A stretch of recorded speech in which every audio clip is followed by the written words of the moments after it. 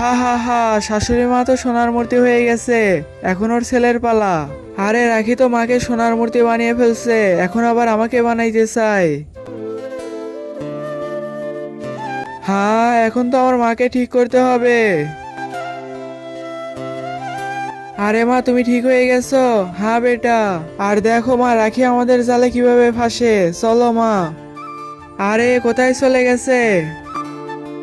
আরে কোথায় চলে গেছে? রাখি। আরে ওই তো আমাকে ডাকতেছে, মনে হয় জলদি মূর্তি হয়ে যাবে, যাই তাড়াতাড়ি। আরে তুমি এখানে দেখো, আমি তোমার জন্য একটা লকেট নিয়ে আসছি। হ্যাঁ রাখি, আমিও তোমার জন্য একটা হার নিয়ে আসছি। আপনার আঙ্গুলটা কি সত্যি পচে যাবে আমার এই পবিত্র কোরআনকে একটা লাইক, একটা কমেন্ট আর একটা শেয়ার করলে? পার্ট 2 দেখতে চাইলে লাইক সাবস্ক্রাইব করে দাও আর কমেন্টে পার্ট 2 লিখে যাও।